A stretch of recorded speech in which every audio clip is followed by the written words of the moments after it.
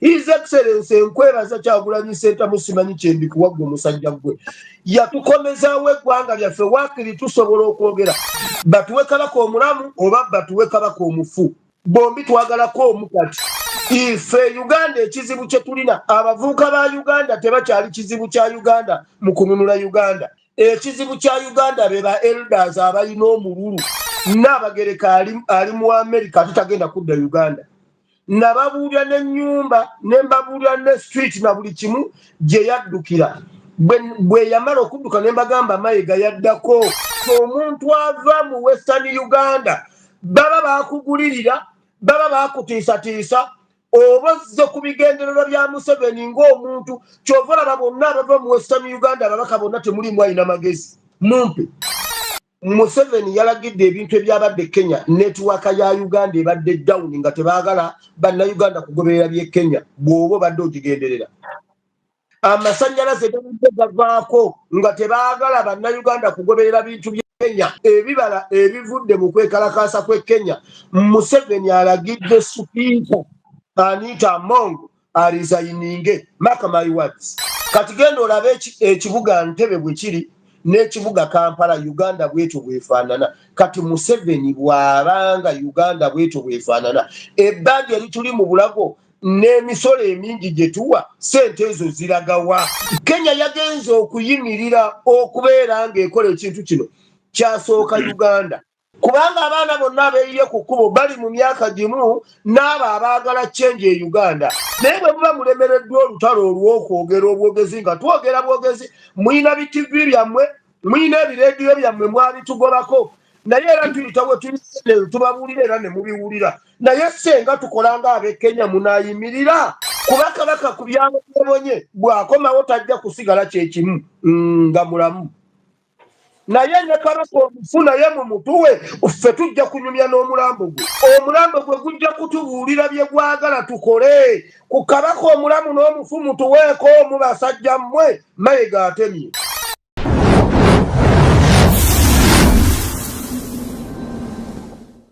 first things first tusokera ddala tugendeko ebweru first then tukomewo embeteza eri mu Kenya embeteza eri mu Uganda what comes in your mind kino kitegeeza kye kiri mu Kenya are we learning from it is it possible kisobola okubeera mu Uganda kuba lwaki mbuuziza bwe nti it is only in Uganda whereby nti abasirikale ba Uganda bakuuma Museveni inga kinoomu tebakuuma bannauganda n'ebintu byabwe ekiri e Kenya munna Kenya akulaga nti no nfa ku muntu wa bulijjo sifudde ku Ruto you get my point because when I saw the situation nti oli nagenda mu parliament amazabane bamugamba please this parliament belongs to us and at the end of the day omusikana gamba since it is yours I have nothing to do sigenda bakuba sinachegenda bakuba let me leave you at your own pace. The question is the situation that happened in Kenya or is happening in Kenya bana Uganda tuiga muchi is it possible to be here also? The question is Kenya a democratic country or not? What is your perception about in the comment section? You can also as well advise us and tell us on how things should be moving. What do you think? Tukwanyige mu kwebirowozo tutangaze gwanga tutambule. Microphone to you my brother. Okay, nayanziza nnyo ssebo. Tusoose ne Kenya ebiri Kenya. Bitwadde debate y'amaanyi nnyo ku mikutu buli omu abyogerako bubwe. Naye okusooka byonna njagala nsooka ensigewo kino nneme kukyerabira ekiri e Kenya kisobolera ddala okujja e Uganda era kyasooka Uganda ekiri e Kenya kisobolera ddala okujja e Uganda kubanga kyasooka Uganda lwakuba gundi namuziga okutambulira politics yayawukana namuziga we Kenya si ye namuziga we Uganda oba mu luzungu bye bayita dynamics oba what oba methods oba what one naye namuziga kwe tutambulira wayinza okubaawo enjawulo naye obulumi bwe bumu era bisobolera ddala okujja kuba ebizibu tubifaanaganya waliwo abagamba mbu tebisobola kujja Uganda olw'ensonga zaabwe mbwe Uganda abantu balima bayina emmere simanyi biki ekyo si kituufu wulira juzi bwe twali mu sinaba kubabuulira nsonga naye njagala nzijjewo kano sikerabira juzi nga Anita Among ayingidde Parliament ng'afunye obwa sipiika yagula emmotoka ey'ebbeeyi eyiye neya sipiika neya deputy speaker bwe twali complainingako ku social media oba ne mu Uganda nga tubicomplaininzeeko yatugamba yatugezesereza ku sipiika w'e Kenya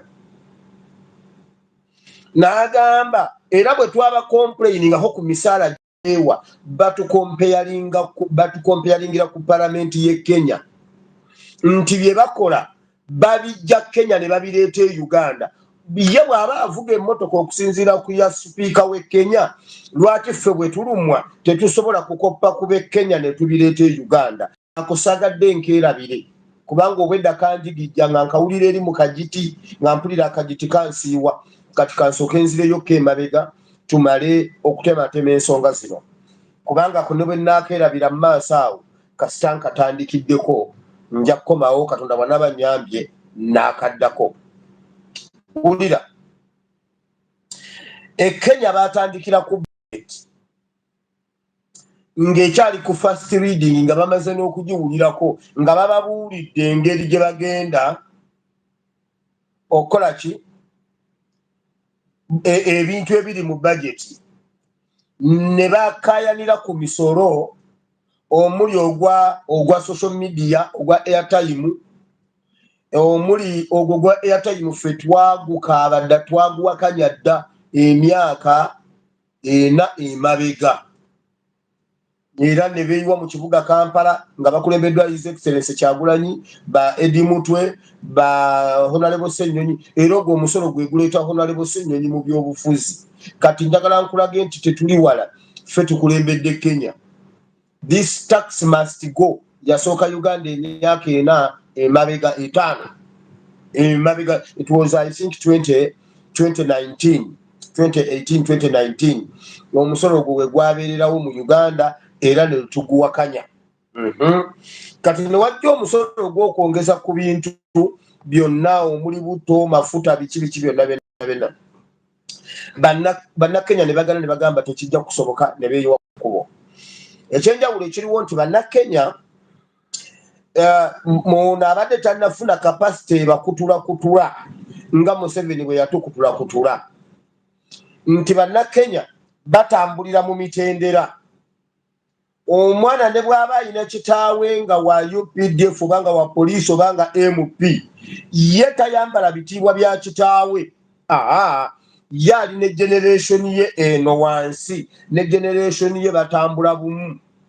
kuba mu baana be bakutte abeekalakaasi mulimu omwana wa Ssaabalamuzi mulimu omwana wa IGP mulimu abaana b'Abassaabasumba be wandirowoozezza nti tebalina budde bujja ku makubo naye ate bo babadde ne bannaabwe ne bayiika bonna ku makubo ne beekalakaasa wamu ekyo nga nkivuddeko beekalakaasa olw'emisolo ate ng'embeera mbi mu ggwanga lya Kenya bawakanya amabanja gavumenti ge yeewola agayitiridde naye nga tegalina kye gabayambye byonna nga bwe biri mu ggwanga Uganda nti ebbanja lituli mu bulago naye ate tewali ebbanja lye beewola mu mawanga g'ebweru ebbanja lye beewola mu bazungu ne mu Bachina ffe tewali we lituyambidde n'aka n'ogattako emisolo emingi gye tuwa gyonna tetulaba wa we giraga enguudo mbi amasomero mabi amalwaliro mabi naye ebbanja lyeyongera ate n'emisolo gituli mu bulago naye abali mu gavumenti babba buwumbi kati tolina w'otugambira nti nno tutuule tulegeze tutuule tusaleko ng'eggwanga lyaffe litomera ng'abantu abali mu kutomeza eggwanga lyaffe tebakyalina myaka 5 6 ku 10 mu maaso bw'otunuulira eggwanga Uganda weriri n'otunuulira abantu abali mu kulyewolera essente likuleetera ddala naawe okusituka n'ogamba kaŋŋende ku kkubo tukole ki tulwanyise eggwanga lino labagu banna nina kantu kennoonya wano kaka laba oyo deputy prime minister oyo laba ndako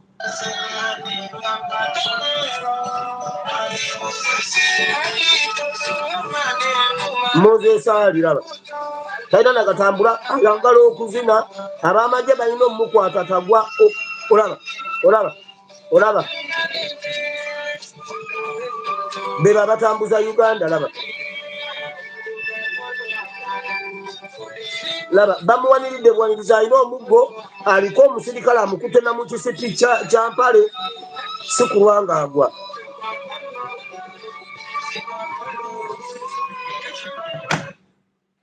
kati beba abantu abeewola ebbanja ku lwaffe nagamba bannayuganda ne bagamba nti bannayuganda tetusuulirira eggwanga lyaffe okulirwanirira n'okulirowoozaako kubanga naffe tuyina kapasite era tulina obusobozi okuwangaala nga bo bwe bawangadde ne nkugamba gwe wenna wooli kwata emyaka gya Museveni oyawuleko gy'olina gy'emyaka gy'olina mu maaso kwata emyaka Museveni gy'alina oyawuleko egigyo gy'omazeewo kati egisigalawo naawe ye balance gw'okyalina mu maaso kwata emyaka gy'aba Moses Ali bano Moses Ali emyaka gy'alina Museveni ali mbambu alina emyaka 8 mu emeka Museveni alina emyaka 9 mu Museveni ayingira myaka 10 kati kwata emyaka gy'olina kwata egya Museveni oyawuleko egigyo gye wakamala ku nsi ye balance gw'olina mu maaso otegeere nti Uganda gwakyali nannyini y'okusinga Museveni olwero ne bwe tugamba nti Museveni tumwesonyiwe tumuleke agwekerere yakkirize buke ku makyanga afiiridde mu buliri ku ntebe takyawezaayo myaka 5 mu maaso tebakikulimba kubanga buli lukya bamanyi buli lunaku batekwa ekiro bamukeberako emirundi ng'esatu bw'aba yeebase bamukebera emirundi ng'esatu okugenda okulaba obasa bino byembabulira first hand information kati abaana b'e Kenya balumirirwa eggwanga lyabwe kyovulaba baasituse bonna bo tebaliiko mwana wa munaku wa mugagga waki bali mu generation yaabwe ekyo kyekimu ekirina okuyingira mu ggwanga Uganda ono wuuno bw'ayawulako asigazaawo 6 mu maaso okyalina emyaka 6 kitegeeza naye lwaki tukkiriza bano abasajja okutwewolera amabanja ge tutalyako kubanga amabanja ge beewoze kale kyewali soose okulaba labayo bw'oba oyagala okulaba omuntu newankubadde tugamba empisa simanyi biki bw'oba oyina omuntu gw'oyagala gw'owulira ow'ebirooto byo amaaso g'osooka omumukubako wano bw'oti ng'omutunuulidde kyekisooka ekisooka ng'oyingidde mu Uganda wolaba feesi oba sikini oba feesi ya Uganda Ntebe ne Kampala kati genda olabe ekibuga Ntebe bwe kiri n'ekibuga Kampala Uganda bwetyo bwefaanana kati Museveni bw'abanga Uganda bwetyo bwefaanana ebbanja erituli mu bulago n'emisolo emingi gye tuwa sente ezo ziragawa kati bo bannakenya tebaabigumiikiriza tebaalinze Ruto kusimba mirandira tebaalinze Ruto kutuukayo eyo ne bamukuulamu olulimi ng'obudde bukyali ne bamutemako endu ng'obudde bukyali kyasoose nga bagamba nti nno etteeka liva eryo kasita yabaseema abantu 6 kati bamugamba resigninga kubanga yagenda mu buyinza ng'afaanana bo yabakonvinsinga okumuwagira ng'afaanana bo nga n'olulimi ayogera lwabwe era bajjeyo obutambi bajjayo obutambi bwe obwa campaign nga nvumirira n'emisolo egyaliwo ebiseera ebyo ng'abuuza omunaku omusolo guno kati olwaleero zze ate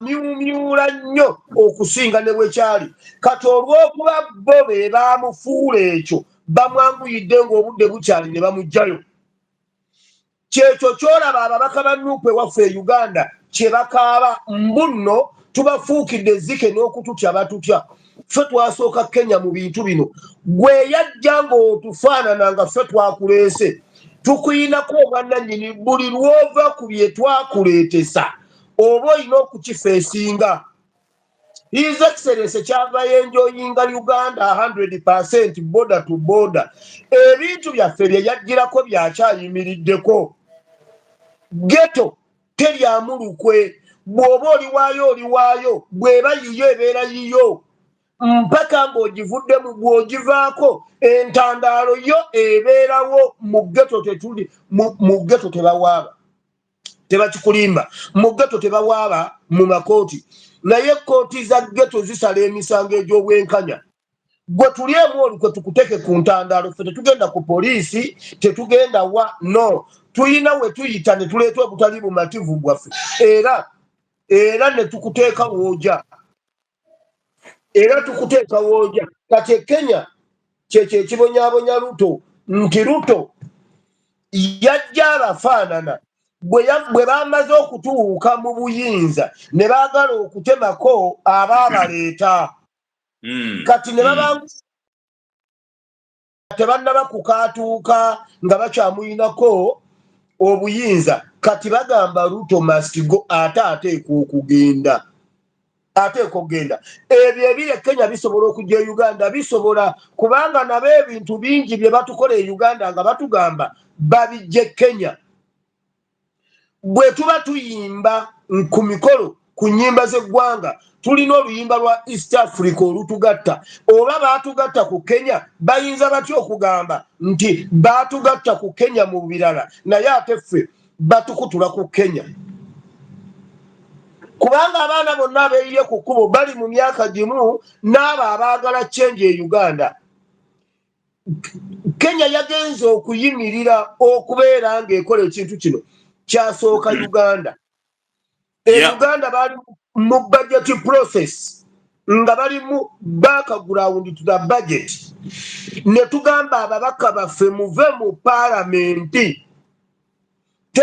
temutuula kuteesa budget eno gimalayo kubanga Museveni kati wano wasinga okutwetaagira wasinga obetaagira tebasobola kuyisa budget ne bagikonfaminga nga budget eno yakoleddwa ludda lumu lwa NRM kubanga mu mateeka ga Commonwealth mateeka parliament za Commonwealth opposition ezanya ekitundu kinene nnyo mu kutuukiriza ebintu mu ggwanga mu mawanga gonna agali mu Commonwealth ne tubagamba tubakwatire mu kawaayiro ako Ssennyonyi alangirire afulumye ababaka be bonna aba opposition kituwe n'okutegeera abanaamujeemera tutegeere baani abakolera Museveni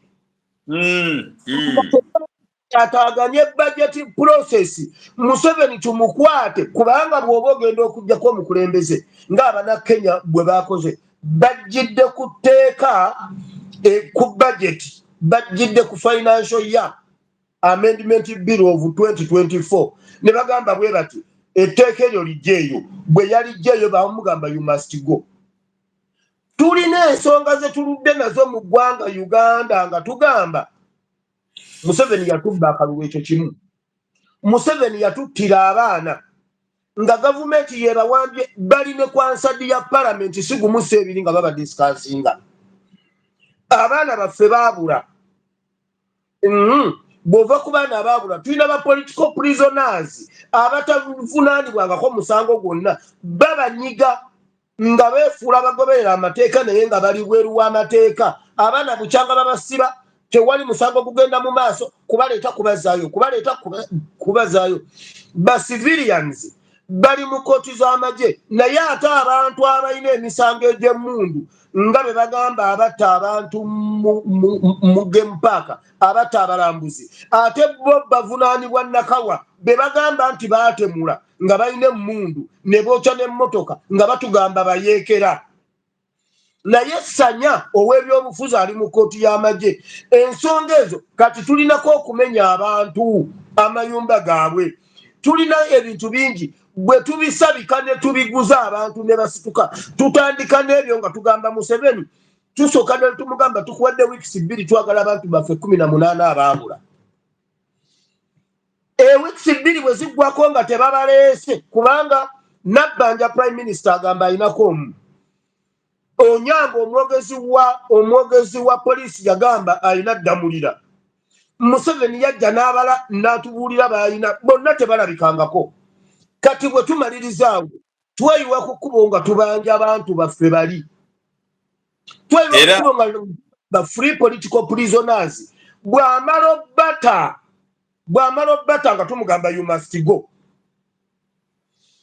Sudan kira ku mugaati nga jawo ebbeeyi gy'oyongezza ku mugaati kubusi omukulembeze kasita yagamba nti omugaati nzigyeko sente ze nayongeddeko ne bamugamba ekitegeeza bulijjo otubba nti kativaako kyekiri e Kenya naffe tulina ensonga nga twafulumye wulira nga twafulumye bulungi ne fulaga buli muntu n'okwata fulaga ya Uganda n'ekipande nga tetulina kisi kyonna mu ngalo ne tweyiwa mu kkubo mu bungi weewaawo ekiri e Kenya kisobola okujja e Uganda naye ekyenjawulo ekiriwo kiri kye nagambye ekya Namuziga nti ife Uganda ekizibu kye tulina abavubuka ba Uganda tebakyali kizibu kya Uganda mu kununula Uganda ekizibu kya Uganda be ba elders abalina omululu tulina ba elders abalina omululu tuyina bataata ababba enva mu sefuliya tuyina bamaama abaliira enva ku kyoto ngamba mu byobufuzi nti taata kituufu gwe obeera waguze enva era eriwaddembe okulya ebifi byonna by'oyagala naye ab'e-Uganda bo bayimira mu kawaayirako ne balya ebifi ne babimalamu abaekera supu. Okay. Musumba ng'okyaliko kyo kyennyini waliwo omukyala oba mwami obwedda akugamba wano obikule engero chapter 3 verse 33 naye nga yo ngimanyi ng'egamba nti ekisiraanyi oba ekikolimo kiri mu nnyumba zaabo ababbi ate omukisa guli mu nnyumba zaabo abatuukirivu. Kati ndowooza abadde agezaako okutulaga nti Kenya nayo Ruto mubbi n'abaano babbi twati n'ebisiraanyi bigenda batambulirako ye ndowooza ngezezaako aleme okubuuza tetumuwadde attention naye engeri ekyo kyekira okwogera bemba njigezeko little bit deeper. That's what it says all the time. Akazinda nkakuliza sebo.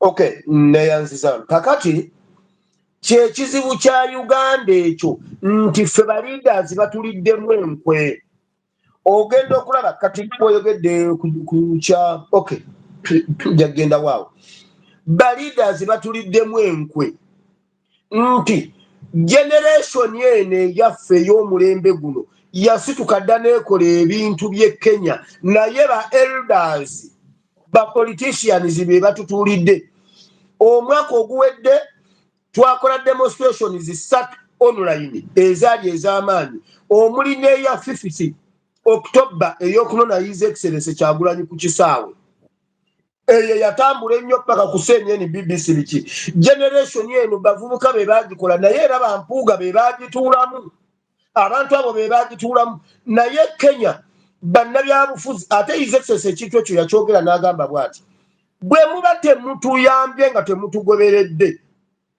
bwe muba temutuyambyeko nga temutukulembedde mutugoberere bwe muba temutugoberedde naye ate temutuziyiza mutuule ekye Kenya ba politicians bonna baatudde tebabibaddemu abaana ne beekolera ebyabwe kati ffe Uganda ba politicians ate be batuulidde generation eno era eyo credit yegende wa His Excellency Kyagulanyi nti kati tusobola okubizuula Kenya amakanisa gagguddewo ne bateeka amazzi mu makyaki ne bateekawo ebyokulya ne bateekawo buli kimu abaana batambula ayagala okulya n'okunywa akyama ku kanisa oba ku muzikiti n'alya n'anywa n'agenda mu maaso Uganda bayimirira ddala ne babagamba temugendayo mujja kufa temugendayo bajja battira bwerere ng'ani atutta era ng'atuttira ki ne batandika okuwaana omutemu era ne basuusuuta omutemu ne kireetera abaana okutya kubanga ekintu omunnaddiini kyayogedde tubadde tukitwala nga nsonga nkulu kati ebyo byebiremesezza omulembe gwaffe guno naye nga tubagamba ku luno bwe muba temutugoberedde bwe muba temutukulembedde then mutugoberere bwe muba temutugoberedde ate temuyimirira mu maaso gaffe kutulemesa wakole ng'ab'e Kenya mutuule mutwesonyiwe ffe tukole ekyaffe kubanga emyaka kazimba mugalu gy'ayina bwe njawulako gye nnina mu maaso wakiri nnina y'ataano mu maaso so kati bwe eggwanga lyaffe lifa liggwawo naye nga bo eggwanga lye balimu abo abantu bolaba balina Museveni bonna mu Uganda balinga abakuba ekyeyo abaana baabwe baabaddusa bali bweru wa ggwanga babafunira dde obutuuze basomedde bweru wa ggwanga ife abalwanirira eggwanga ffe abatasobola kufulumya abaana baffe kugenda kusomera bweru wa Uganda tulina obwannannyini ku Uganda omwana omu yakoze akatambye Kenya nga bagenda okwekalakaasa akazizzaamu bannaabwe amaanyi yagambye ensi tukogenda okulwana ngenda ku front line nyina okugenda ku kkubo olw'abalema abatasobola kujja ku kkubo olw'abayiro eyalwana mu biseera bye n'abaana kati takyasobola kulwana kuba akaddiye naye ngenda ku kkubo olw'aba elders abaafu abatandika ekintu kino nti kuba ye yayogedde beewaabwe kati njogera beewaffe nti nina okweraga mweno struggle okugibeeramu olwa Ssebaggala eyatandika struggle ey'abataasoma Ssebaggala ye yatandika politics w'abamwana yinki abataasoma abaali baasuulibwa tuteekwa okweraga okulwanirira ekyo Kayiira kye yali alwanirira Abanyarwanda ne bamutemula nga tannakiggusa tuteekwa okugenda ku street tuteekwa okununula Uganda olw'abajjajjaffe ba Ben Kiwanuka abaakitandika Abanyarwanda ne babatemula nga tebannaba kukiggusa tuteekwa okulwanirira Uganda olw'abajjajjaffe abeeruweera abaasalwa ng'embuzi ne bafa abantu emiliyoni nnamba ng'Abanyarwanda be babasala naye nga baali balowooza nti balwanira omulembe gwaffe kuba bajjajjaffe baalwana balowooza ku ffe omwana yagambye ekyo bwe nkimaliriza nyina okugenda ku street okulwanirira Kenya olw'Abannakenya abatannaba kuzaalibwa olw'Abannakenya abatalina kuzaalibwa basange eggwanga yes senga omutima ogwo guyingira mu Bannayuganda naffe tulina bajjajjaffe abafiiriridde eggwanga bafiiriridde Uganda naye nga kye baafiiririra tekinnagguka in fact Uganda ndi nnyo n'okusinga we baali kambabuulire olaba Museveni akikoze bw'ati ng'ali mu buyinza senga Museveni ye yali mu buyinza ku mulembe gw'Obote ng'Obote ye muyeekera kyandibadde kitya so kitukakatako okukola Kenya kye yakoze ate tusobola okukikola ne mu budde mangu wano kubanga Museveni akimanyi nti byatukoze bingi Museveni akimanyi ebintu byatukoze Museveni abimanyi nga twakuŋŋaanye Museveni tasobola kigumiikiriza nga twagala okulimitinga n'okukendeeza ku casualties mu kintu kino kyetaagisa olunaku lwe tusituka nga waakiri tuli abantu miliyoni 2 mu kibuga Kampala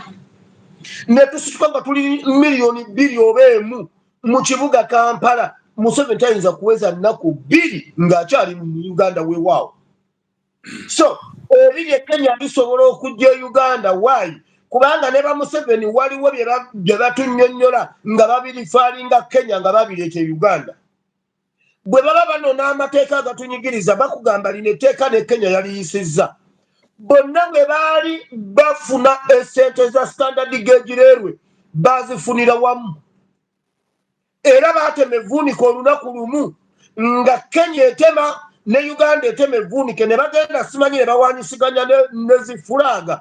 Standard gauge leero eye Uganda tennatambulako yadde inchi eye Kenya train zitambula. Kati we bibange ebyo basobola obigatta nga babikolera wamu. Lwaki kino kyo bagamba tekisobola kujja Uganda? Kisobola okujja Uganda. Ebizibu by'abana Kenya bye bimu kumenya mayumba gaabwe nga beekwasa entoogo naye ate baabagagga mu ntobazi bazimbamu. Emisolo ebbula ly'emirimu omwana yagambye nteekwa okubeera mu sitoka eno olw'abannyinaffe abagenda e Saudi Arabia ne bafiirayo ne bakola obuddu Saudi Arabia olw'okuba mu Kenya temuliimu mirimu gye basobola kukola. Uganda ebyo byonna byebiri e Uganda bannyinaffe buli lunaku bakomyawo omulambo gw'omunnauganda oguvudde mu diaspora. Waliwo abeebase mu musenyu gwa wano ogwokya nga bo baabaziika wano tebagenda kudda ku bijja by'abajjajja baabwe.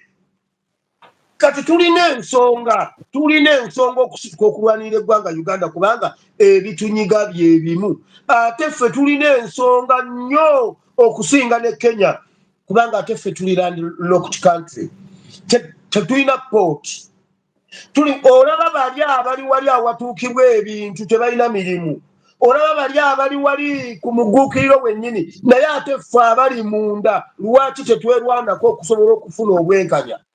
So ekiri e Kenya kisobola okujja e Uganda tewabaawo akulimba kubanga ensonga gy'abasitudde ewaffe ye yatusitula. Gera maaso. Okay. Of the same question ngatumaliza point eyo. Amwinabaliko, thank you very much for watching and loving us. Thank you very, very much. Be sharing the information, tell the friends that we are here na Musumba SPRC for further updates and we are ready to continue kola research ngatwaleta on manyi. Musumba ngachali kuche Kenya. Do you think gwenga chinomu nti the ruling system apparently tufuge sawa zino eina maase raba ebigende Kenya fe sittings tulaba nolo zabali mu cabinet, do they have the mindset or zabatunula, do they think that the tragedy, the disaster that is in Nairobi is also likely to appear here or is likely to happen? Because we are the same people, we are the same generation, we are just neighbors. Emia call Ugundi tukole tutya mutya because things of that kind. Olowooza bo bennyini abali mu system na batukalakata bayina ndowooza yo nti kisobola okutuukako at one time ng'owumba kweno point. Okay, mark my words now, mark my words kana kantu mugenda katemayo. Abali mu buyinza bakimanyi bulungi nnyo munda bakimanyi naye kungulu tebagala kungulu bakiga nga bakozesa ba propagandist. Wokirabira wawano Museveni yalagidde ebintu ebyabadde Kenya network ya Uganda ebadde down nga tebagala banna Uganda kugoberera bye Kenya bwobo badde ogigenderera. Amasanyalaze gavaako nga tebagala banna Uganda kugoberera bintu bye Kenya. Era ebibala ebivudde mu kwekalakaasa kwe Kenya Museveni alagidde Speaker Anita Among resigninge. Mark my words.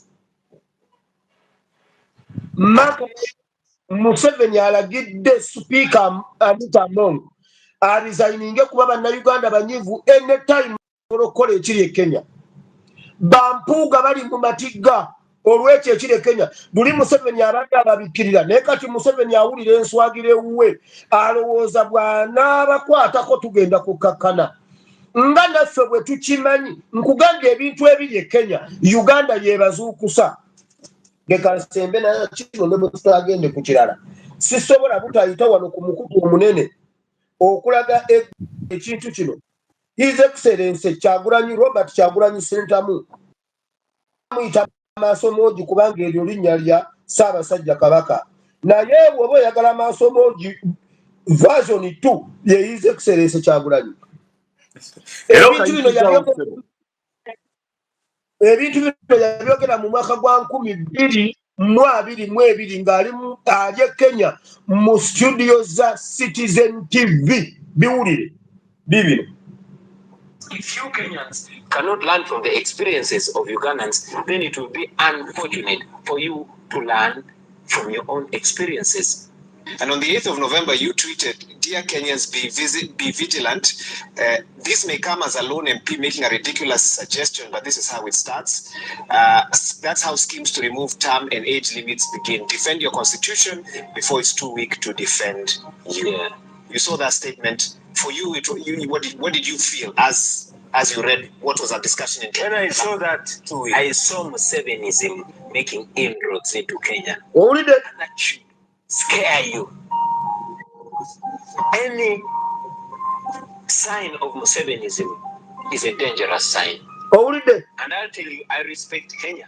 I don't intend to meddle into the issues of Kenya, but we are one and the same. These borders were drawn by colonialists. Our father Kwame Nkrumah told us that the liberation of Africa can only be real if we are all free. No country is free when they are neighbors or when they are brothers. Oh, you're not be again the wow in Arabusa, a wow in studio. Akagenda ku page yangu story twinamu abantu abatawulira lufuutifuuti.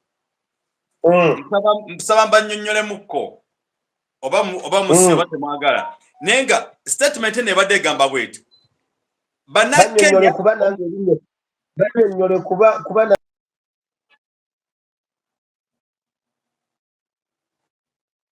bannyonnyole kale. Kale. Erinyo likuluma yetu. Okay, that's it. Omukulembeze His Excellency Bob Wine Robert Sentamu Kyagulanyi the Dunamis programa ya struggle. Kali kankoma bwe nagambe ya Uganda mujja kuneti. Yagamba bwati nti Bannakenya ngezaako balabula. Ndabako omukuluti bwa bulwa ngagezaako okwengiza mu bintu byammwe okubatiisatiisa kuba kiri bino yabyogera omwaka 2022 n'abagamba bannange bwe mutazuukuke ebintu kigenda kweyingira ebyenfuna bigenda kufuuka ekizibu mu nsi yammwe. N'olw'ensonga eyo mulina okwebereramu kuba ndaba embeera eno Museveni gy'aleeta mu Kenya ejja kuba mbi nnyo. Bino ebiri byabaddewo ebyo bigambya mu His Excellency Bobi Wine Sentamu.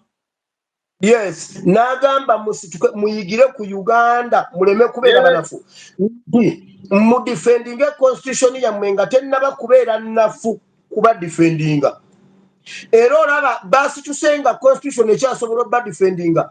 Ruto yawandikidde kubanga constitution yaabwe y'amaanyi egamba bwe baba baagala amagye okujja mu operation yonna kooti Saabalamuzi yalina obbawa obuyinza.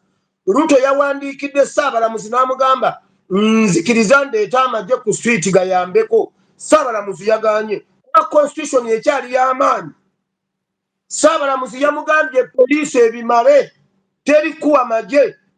His Excellency yakibawoninga bukyali n'abagamba nengera Musevenizimu nengera enkola ya Museveni nga esaze boda eyingidde wano naye mwebereremu.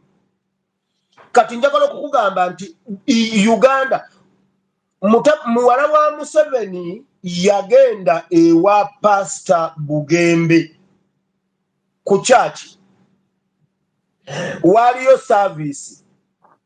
N'agamba omwana oyo yali yeebase olumu n'aloota n'alaba vision. Muwala wa Museveni Natasha n'alaba vision mbunga Mukama amugamba bw'ati.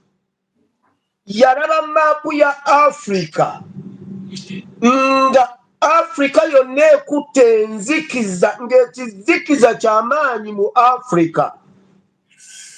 Naye oluvannyuma lw'ekizikiza ekyali kikutte Africa ne wabaawo akantu akatandikanga akatonyeza ka full stop nga kakitangaala ne kasibuka awali Uganda ng'okubye maapu ya Africa ne kasibuka awali Uganda ne katandika okulaka ne kaaka Uganda yonna neyaka akatangaala ne kakula ne kagaziwa ne kalya Africa yonna. Muwala wa Museveni ye yalaba vision ye. najjanga akyogera nga akiteeka ku kitaawe ebiseera ebyo nali ntandise okukola vidiyo naye nga siina following ne mugamba mwana gwe kitaawe ye yakwasa Africa enzikiza mukama kye yabadde akulaga naye mukama aleese ebiseera ebyo His Excellency Kyagulanyi yali azze ne mugamba mukama aleese ekitangaala ekisibuse Uganda kigenda kulya Africa yonna sikyo tuliko kati omwana wa Museveni oyo Natasha vision yeyo yagiraba erinyo linnuma towakana kasanjogera oluzungu ng'erinyo linnuma gwe towakana wamawulira ekitangaala ekisibuse mu Uganda kajjanga omwana yagamba akatonyeze kajja ne katandikanga aspirant wa MP najja n'abeera MP parliament n'eyaka najja kuba president kati wuuno Africa yonna ekaaba Bobi Wine buli dictator wali akaaba Bobi Wine buli awabeera okwekalakasa mu Africa mubaamu ekigambo people power mubaamu Bobi Wine mubaamu Kenya babadde bakyatinga people power our power Bobi Wine Kyagulanyi Ssentamu genda yobiwulire so mukama tayinza kutuvaamu enkyukakyuka tuyinza okwerabanga abatannaba kwenunula naye kankubuulire Uganda eri mu process y'okununulwa naye ate tununudde n'abalala bonna abatugoberera oyo ye Kyagulanyi Ssentamu mukama bawo omukisa tugende ku nsonga endala omukama atukwera omukisa eyo bwe tukubyamuko toki ku mbeera egenda maaso mu Kenya naffe ne twebuuzaamu ku Ugandans do we really copy do we really learn okujjako tukoppayo okweziga ekizigo ne twekopayo how to have Kenyan sex versus Ugandan sex, how Ugandan can dance versus Kenyan duet versus Ugandans duet, how Kenyan they can dance, how Ugandan. We need to copy the right thing, and this is the real time to compare into Tugasa and to what Kenya. Network South Africa. Why not Uganda? Because we are trying to create environment for upcoming generation. Kubana bafabagendo kuba omasa. Tebaina kutubuza Daddy Roger. What happened? Kenya ngeri bulungi ate nunga tuli bubinyo. What's wrong? And they say Uganda is a part of Africa. Ntwali badde kugamba mumuli gwa East Africa yonna oba Africa twaliza wamu. Fe tulina buli kimu ekirungi. Lwaki ebintu byonna byadibangana. So nolenso kwa na Uganda kye tulina okukola kikimu tulina kwebereramu twetaaga enkyukakyuka in all version, politically, socially, economically, spiritually, all versions twetaagamu kenkyukakyuka. Musumba Kasemba yo badde okimanyi nti ekigambo kye bayita nkyerabidde oba kankyogere mu luzungu ekintu bayita democracy kyatandikira mu Athens. Athens yasooka ekigambo ekyo ng'egamba bweti nti bwe balumba Greece n'egamba nti ensi bwe twatufunye ekizibu kuffe bakinnoomu wano kiba kitegeeza ne baali kigenda kubalumba the best option mwena mujje tuyambeko community tumalize kino ekizibu. And thereafter, yes, Kampala 256 oli wakabi okimanyi kyasookera. Yes, so fenna tukwatire wamu, si kuba nti gwe gamba noogu, si kuba nti gwe oli mwana wa gundi. This is the right time to have change in all versions. Tugende ku point yaffe eddako sinze mwogezi wa leero mulinde olunaku bwe ndyogera mujja kutya asimu ajja kunkyazaako muwulire nange mbaleetere kale ojja kunkyaza nange ndeete ensonga zange munnange zinuma nina nnyingi naye kisobola kuzoogera sinafuna mukutu gunkyaza bwe ndigufuna nga nziteekako omukama nge mubezi waffe. Kale tugendeko direct mu bwakabaka bwa Buganda wali Charles Peter Mayiga ekigambibwa nti apparently mbuya kitadde mbuya dduse. Nze simanyi bino bwe mbyogera tubyogera nti kuba ntino byebiri abantu ate byebiriwo. Wabaddewo olukiiko lwa Buganda olunaku olwajjo olw'abataka.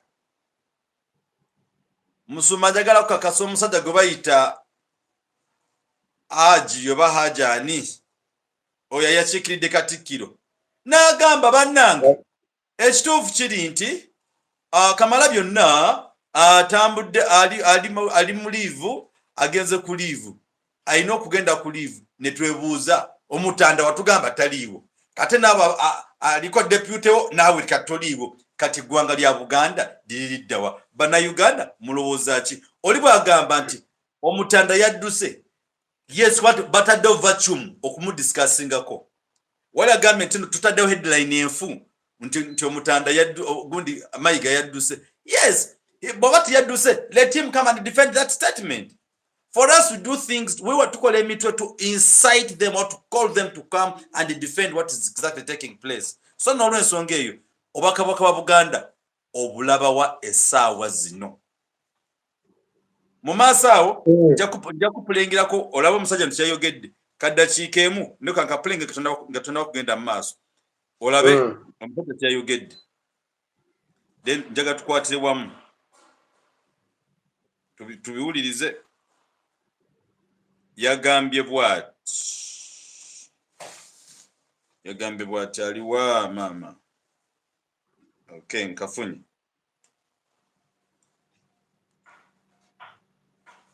Abantu babe sensitive abalina amataka wali asakabi.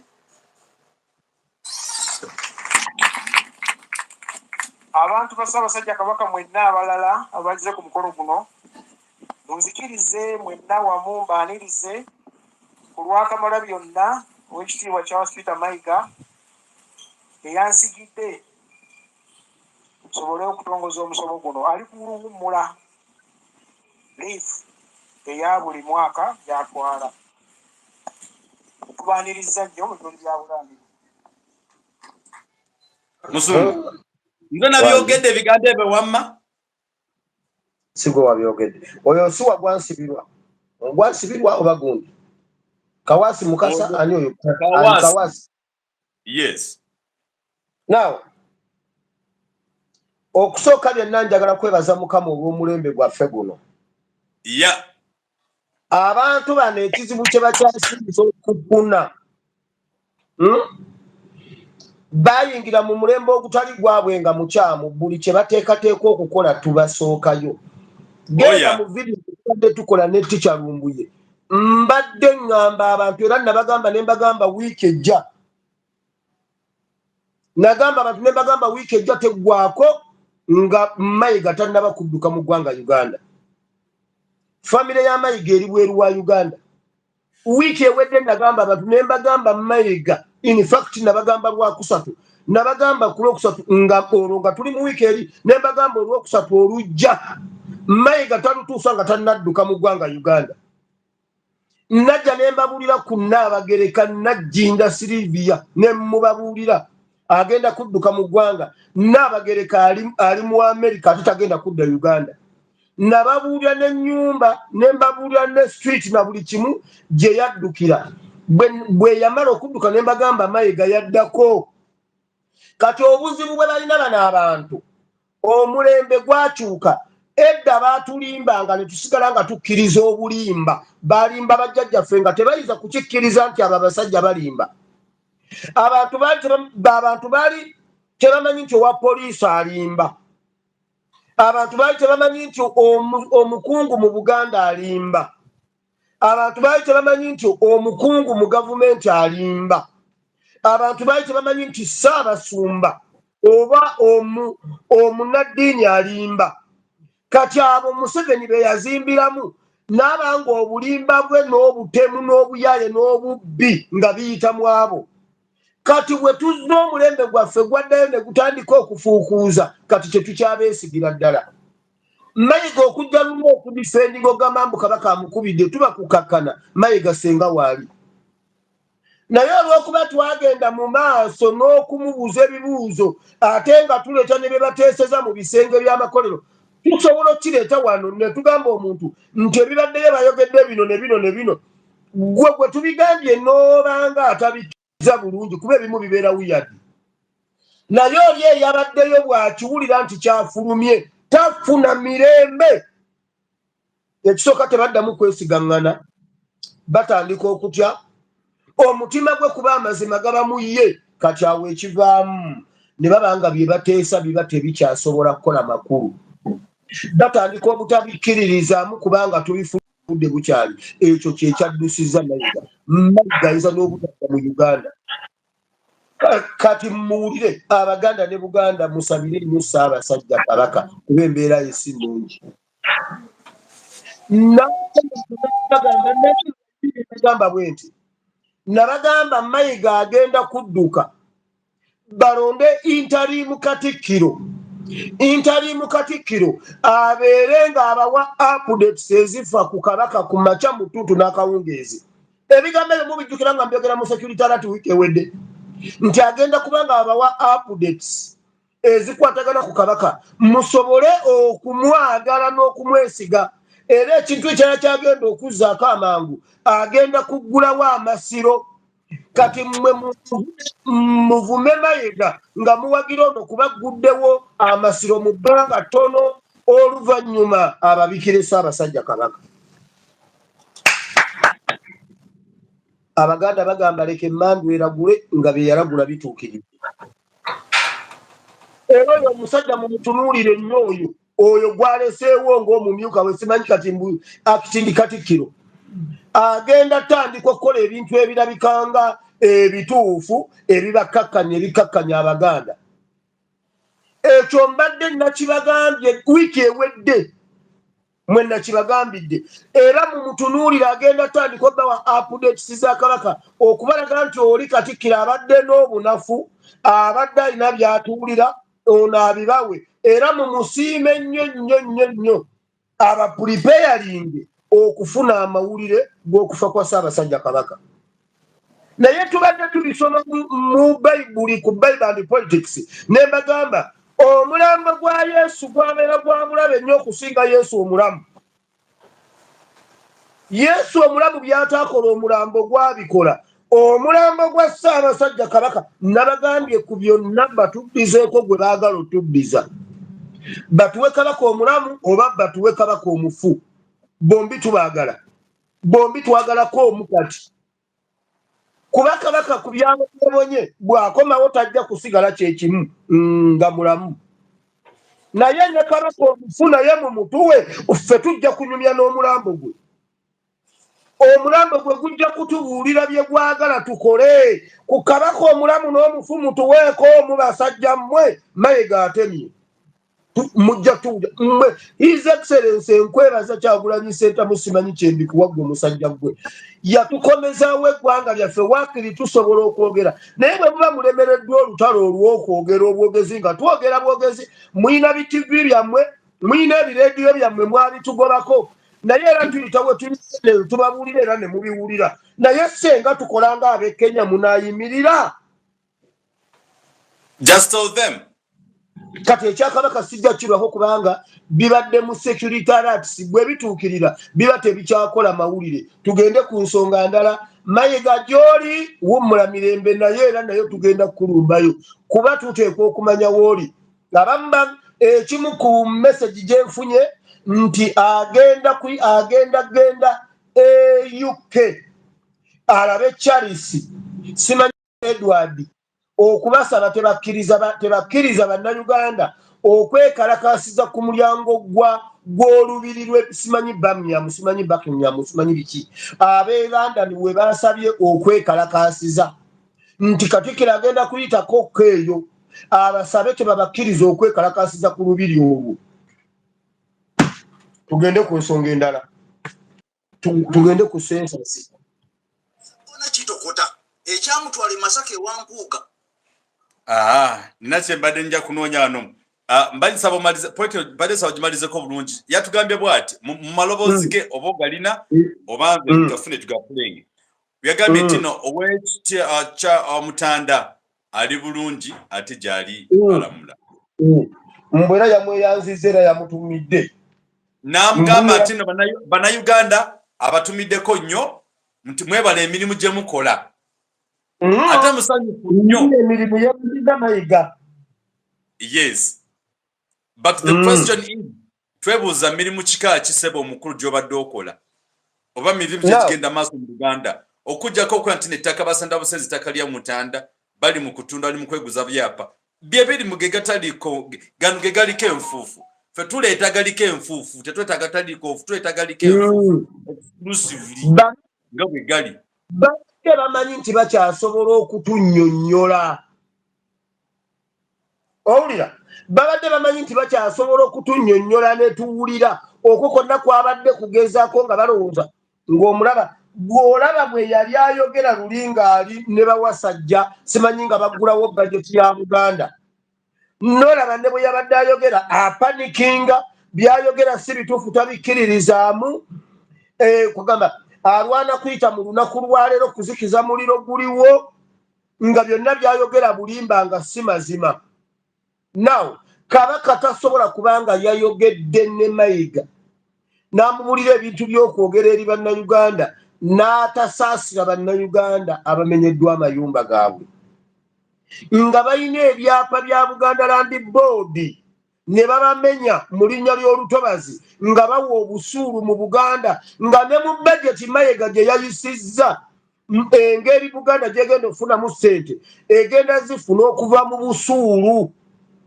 naye abawa obusuulu mu Buganda babamenye naye Ssaabasajja Kabaka n'ataboogerako nga mu Uganda Ssaabasajja mu baliidaazi bonna ye yali brave enough okuyimirira mu 2020 n'ayimirira n'abuuza gavumenti ani yatta abaana baffe twagala okumanya omuntu eyatemula abaana baffe Buganda eyagala obwenkanya ani yatta abaana Ssaabasajja Kabaka yali brave enough n'ayimirira n'akyogera nga takisomye n'ayimirira n'akyogera nga tatumye butumi nga ddoboozi lye kati tasobola kwogera kubiri mu Uganda kati mu kiseera kino watabeereddeewo nga bamenya abantu abali ku ttaka lye abaafuna ekyapa mu ngalo ekyava mu Buganda kye batulaga nti kiri signed nti ye yennyini ye yakiprocesinga ye yaggulawo akabaati nti abantu bafune ebyapa mu ngalo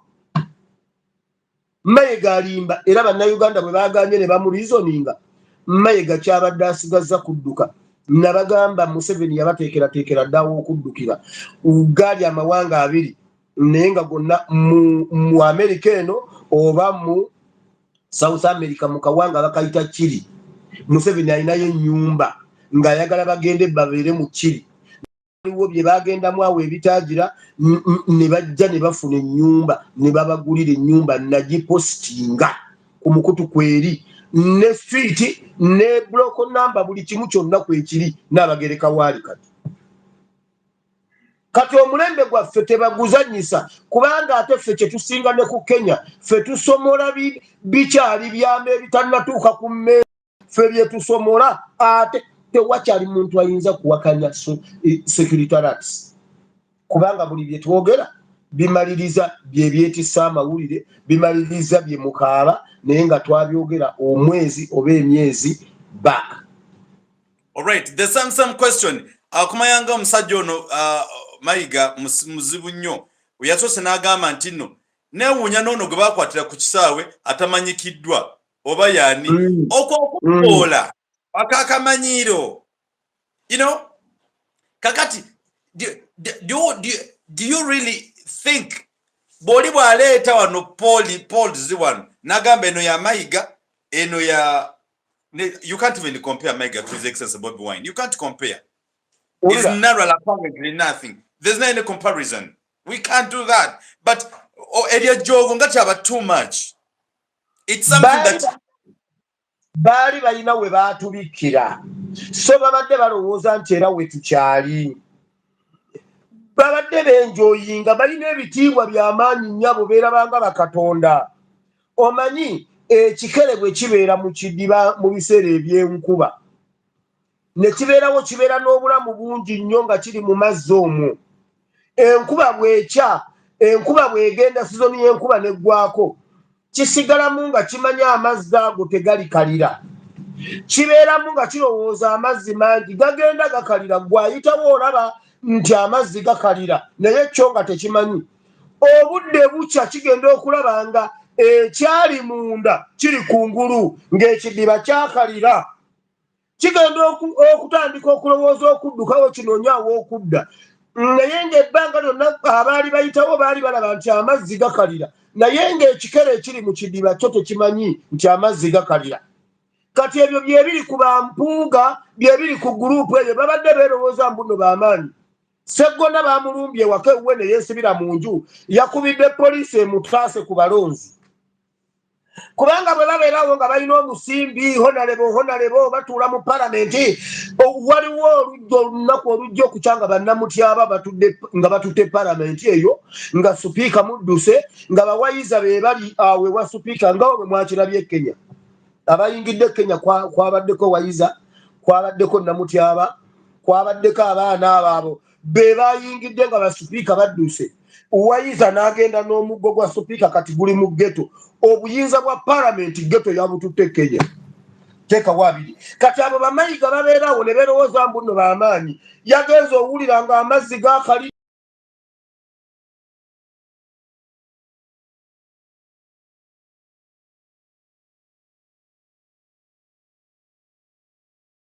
kibadde kikalira tokiraba. Kati ebyo bamayiga bwe babeeramu obwo obugombe balowooza b'amaanyi balowooza bakabi. Kati kimutuddeko ne famire yo n'omwana wo tujja munoonya olimba Ssaabasajja Kabaka agezaafu. Wamma tugende ku nsonga endala. Alright. Era tukyagenda wano mpola nga tuwa updates. Namawali mu comment sections you can also advise n'ogamba why kino kyalibadde bwe kiti. Nga tugenda ku nsonga endala. Mbadde nsaba buli Munnayuganda gyali yenna nti ebigenda bw'oba olina info that you can share with us, please. Our numbers are always open. You can consult SPRC, you can consult me. You can go through my number 772915165. No number watch no mbadde nsaba musumba kidi mukidekasingeko tulekye kigenda maaso. Oba nokulako musumba n'omugambo weetaaga kino kisobole okubaawo. And that's very, very, very important. And nange nebaza, this generation is quite open. All eyes are open. And that's why you see tubao ne tubagamba why kino kye kigenda maaso, kino kye kiri wano, kino kye kiri wano. Musumba badde okimanyi nti olutalo oluli mu Buganda Land Board ate nga ajukulira musajja Musoga nenga afugibwa Mayiga baga bamalize ettaka lya Buganda bamalodi tunda lyonna ligwewo omutanda bamugambe kisebo kwa mawe uwo ettaka walitunda dda byonna tekukyali. Then batanko gamba wowe mama lere magamulenge jabe things of that kind. Naye nga mbasaba Bannayuganda mwebereremu. This is the right time to take a decision buli wamu wetuli. Ebigambo tubyogera si byaffe. Ngamba gambe Kawaasi yagambe Mayiga yadduse yagenze taliimu. Kakati gwe no comment mu comment section you wonder which kind of headlines you are putting on. No. These are the really headlines. Kati mwali is Mayiga available? It's not available. And that's the right thing. So bannanga nama batugoberera oluusi mutulemesa ebyokuwandiika mwetaga tuwandiike biki betuwandika mwagala temubikati kale weewaawo tugende maaso. Musumba badde okimanyi nti obulyake mu ggwanga bufuuse nambeemu nti awatali corruption eno gavumenti eyinza obutabaawo. Walabye omukulu Tibwabula bwe yagambye nti no budget ya Uganda yonna nagiraba za trillioni 2.52 kati mulese simanyi 5.7 simeka billion 7 mongeddemu zaaki among oja kumbulira why are you doing all these kind of the things. At the end of the day people must be knowing how to make things move. The budget was transferred afresh, the budget was taken afresh, nibagamba tebagenda kubisaininga. Museveni kachikabala mu budget eno lwaki ya confirms approval of our budget. What could be the problem in your analysis and your view? Oloza chechigenda maso mu budget y'eggwanga. Mu budget y'eggwanga nabirabyeko byafulumye eggulo nkyabigoberera sinabadde kusannyo nnyo genda wala. Naye mu budget y'eggwanga omutawana guli ku ngabana ne Museveni bye yali kuba kati eggwanga nabagamba Museveni yatubba. Museveni bw'atubba naye teyatubba yekka, waliwo abamuyambako okutubba abamukwatiddewo abamunywezezza aba batakwatibwako. Kati nabo babba benkanankana naye obuyinza n'okumusinga. Kati ye waabasingira nti yeekweka mu kintu nti eggwanga limanyi Museveni ensi mumanyi ng'omukulembeze naye ate bo bamusinga amaanyi kubanga ge masiga essefuya gye bayita Museveni kwetudde nti senga essiga eri muliseeseetuka essefuliya egundi eyiikamu kati abantu abo Museveni basinga ye yasinga beetaaga kati abantu abo batuula mu bajeti Museveni yali alina byayagala ng'omuntu byayagala biyite bwe biti bo ne babikyusa biyite bwe biti nga baagala nabo ssente bazifuneko ate Museveni ayagala ziyite nazitwale yekka bo ne bazisaasaanya nabo basobole ozifunako Museveni kwe kugana n'agamba baddemu batereeze babikole nga bwe yabalagira naye bwe babikola nga bwe yabalagira ate nabo baba tebagenda kufunamu kati awo we wali bato byonna okuli sayininga n'obutali sayininga tebiina Museveni oddigo balikomewo mu palamenti oddi muddiza oba palamenti oddikyusa oba obutalikyusa munnayuganda talina waafunira bisigala nga bo be babifunamu era tebakulimba mbw'obeere ttiimu palamenti oba obeere ttiimu Museveni talumirirwa ffe ate nabo tebalumirirwa ffe kubanga bajeti yonna nga bwe baagikola gwe tolina wooli gw'oli mu kuwa misolo tolina walala w'oyambibwa tolina w'ogenda kusanga ddagala nga lyaguliddwamu eyo bajeti bakulimba era nga bwe kiri nti bw'ogenda mu ddwaliro lya gavumenti bakuwa buwi kapapula ne bagamba genda oligule oleete tukukuba empiso genda ku famasi ogule lino eddagala era bwe bigenda okusigala kiringa bwe banagamba nti enkoko oba enente tugirye leero omulala n'agamba nedda tugireke tugirye ku Sande bonna tekuliiko ayagala nte eno kubeerawo kubanga bonna baagala girya naye enjawulo kugirya ddi Museveni ayagala bagirye leero bali baagala bagirye enkya kati bonna ente terinaako gweyagala era tebakulimba olutalo oluliyo lwangabana yaabwe nti Museveni ayagala ziyite wano zonna zigende wuwe naye nabo baagala bo bazisaasanya ne bazizza eno n'eno buli omu afuneko bazimbe ebizimbe byabwe kyova olaba buli ali mu palamenti ku gw'obubbi buli ali ku gw'obubbi kati mu ggwanga Uganda musiba mataayi ba MP be basinze tubba ate era bakugamba obubbi bubadde busibuka mu budget committee busibuka mu gundi background to the budget nga bakola budget process yonna ebeera nkyamu yonna ebeera ya bubbi katoso agamba nti eri ku muguukiriro gwa budget nti munaagifunamu munnayuganda waali mu budget aliwo mu kuwa misolo ebisigadde tebakwagala kusemberawo walala wonna ku budget yonna okuva weeva paka weekoma kati saagala mulowooze nti budget eyamba ffe okugiza mu palamenti oba obutagizza byonna ekyali kituyamba bino byonna postmortem nabyogerako luli ife bw'aba mulwadde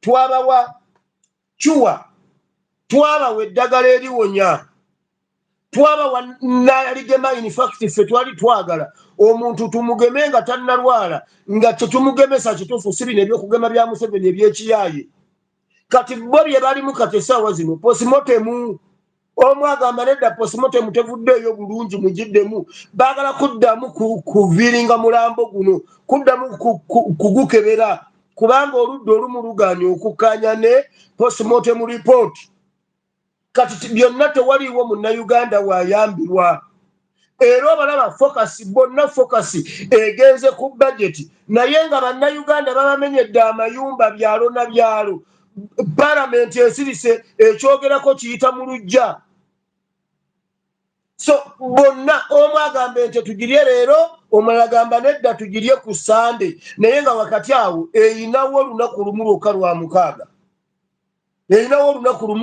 lwa mukaaga olw'enkya bonna babi oli agamba tugirye ku Sande naye mubi eri ente mubi ng'ono agamba tugirye leero tugende ku nsonga endala wamma kubanga n'obudde bututwala kanti ndiggwa tusigaze eddakiika 3 kwoli oba wavuddeko dda kale kwolusebo tugende mumaaso. Ate tugende direct kuba tugenda kusembyayo tugende ku kitongole ky'abantu be batugamba nti Uganda tuli 7 milioni 45 sima tuli milioni 6 sima tuli milioni beka musuma Uganda Bureau of Statistics embali y'abantu yalese gwenga kinomu yakulesewa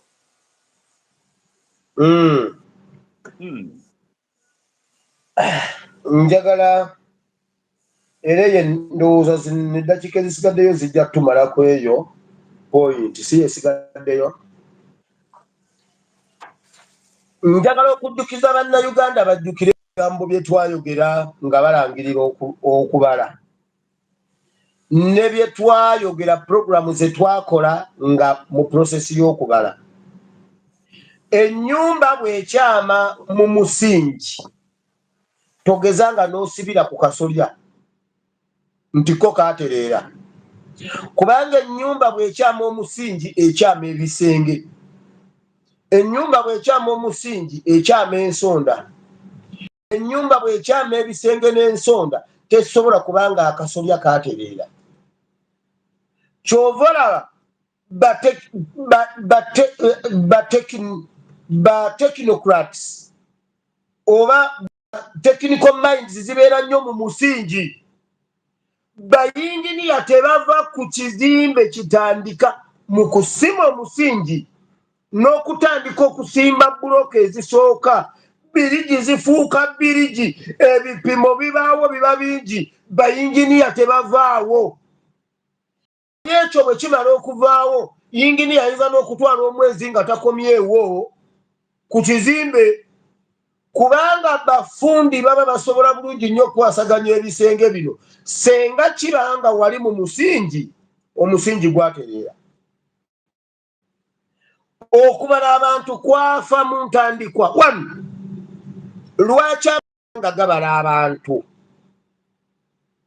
Era naffe mu Uganda twakiwakanya. Tetwakiwakanya lwakuba tetwagala kubala abantu oba tetumanyi oba tuli basiru. Nedda. Amawanga gonna gabala abantu. Nga babala abantu, Uganda babala oluvannyuma lw'emyaka 10 era bababaze 224 bajja kuddamu bababale 234 kubanga era babadde baasembo babala 214. Kati wulira, era bababala mu 2 kati wulira, okubala abantu, gavumenti zibala abantu, ekikulu ye gavumenti okuteekera abantu baayo. Era abantu n'emanya amasannyalaze g'erina okugeneratinga mu kiseera ekyo oba mu kiseera ekijja, kubanga ezuula abantu beeyongerako kyenkana ky'okuva mu emyaka 10 otuuka myaka 10 n'emanya mu myaka 10 kweyongeddeko abantu bameka. Kiba kitegeeza buli mwezi, kiba kitegeeza buli mwaka beeyongerako kyenkana ki, nga babibala statistically nga bakozesa statistics ne bagamba mu myaka 10 beeyongeddeko bwe bati. Kiba kitegeeza buli mwaka beeyongerako benkana ki. Bwe babanga buli mwaka beeyongerako batyo, buli mwezi beeyongerako batya. Bwe baba bwe batyo buli mwezi, kati buli wiiki beeyongerako bameka. Bwe baba bwe batyo buli wiiki, buli lunaku beeyongerako bameka. Eyo yebeera ensonga enkulu. Gavumenti n'emanya byeneeyongerako. Gavumenti n'eteekerateekera abaliwo n'abagenda okujja, ng'etandikira ddala ku mwana agenda okuzaalibwa. N'emanya bwe kiranga buli wiiki be baana abazaalibwa, kitegeeza buli lunaku mu malwaliro wabeereyo simanyi mother kits mmeka, wabeereyo gloves mmeka, wabeereyo ebikola ku kuzaala bimeka, omwezi bimeka, omwaka bimeka. Ne bagenda mu financial year nga balina ekifaananyi ky'ebyo ebigenda okukolwa ku ba newborn Ugandans.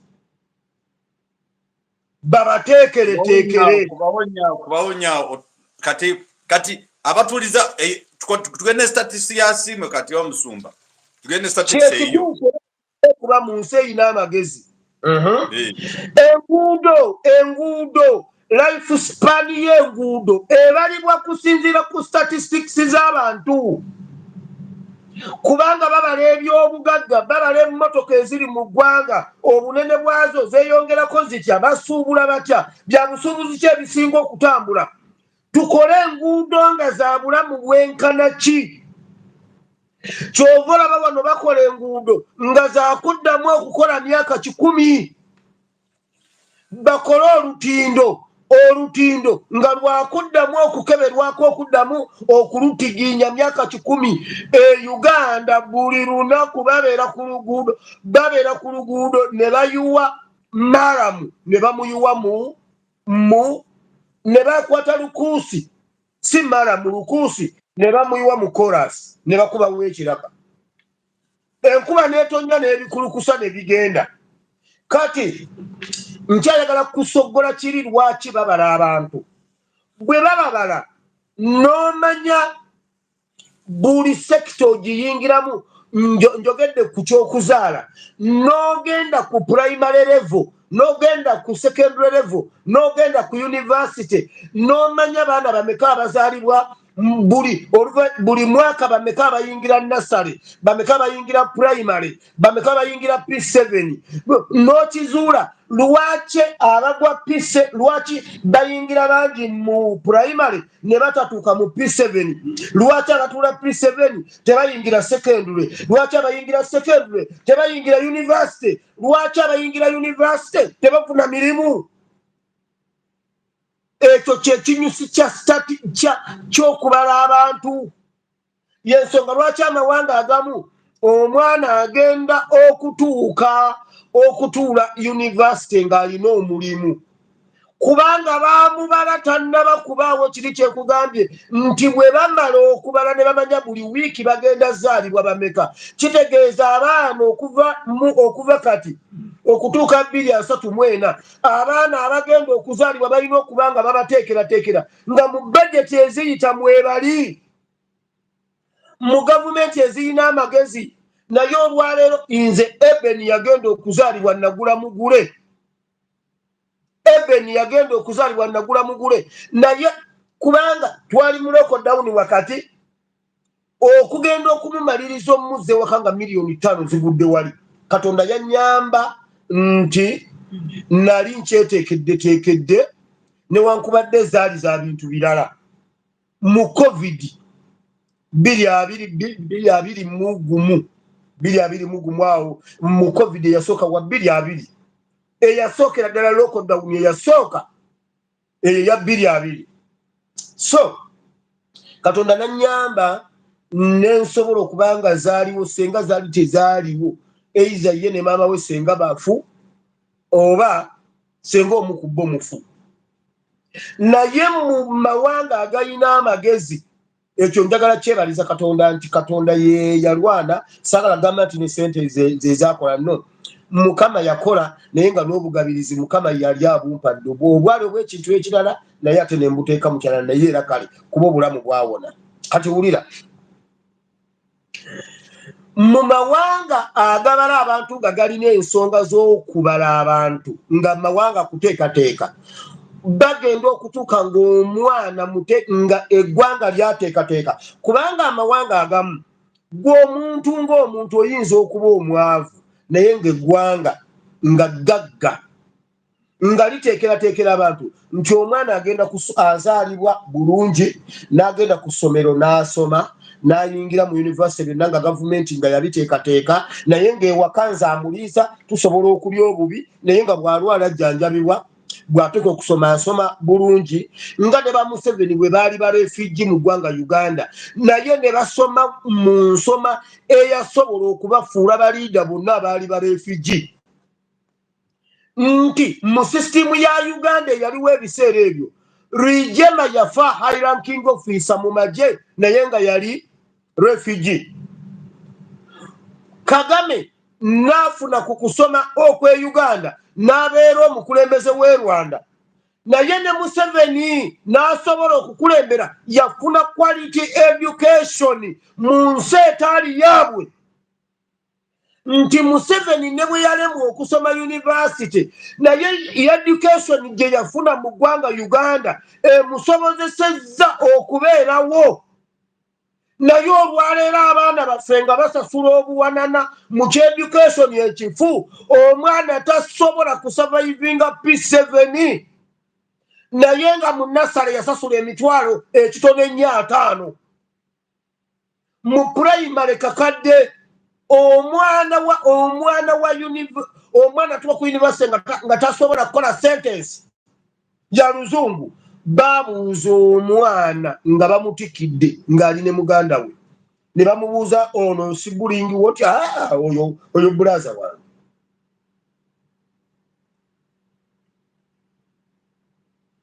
nkubulira abantu naye nga Museveni abissa biraba kati lwaki Museveni tugenda mu sensase ey'ekisiru wulira nga Museveni njagala tudde ku bino ebirabikako Museveni asobola okukwata etteeka erigamba nti bw'oba ogenda okukola omukolo gukole naye tegeeza ku poliisi emanye bwe yasesinga nga weetaagasaawo obukuumi ekuwa obukuumi Museveni n'akikyusa n'agamba saba poliisi ekukkiriza olukusa okiraba njagala kutwala mu sensasi naye nga mmaze okuwa bino ebirabikako nkulaga nti Museveni bw'aba akwata bino ebirabikako n'abikyusa n'addira ekitiibwa kya Ssaabasajja Kabaka eky'okubanga bw'akitiibwa nnyo emirimu gye agituma abantu bagikole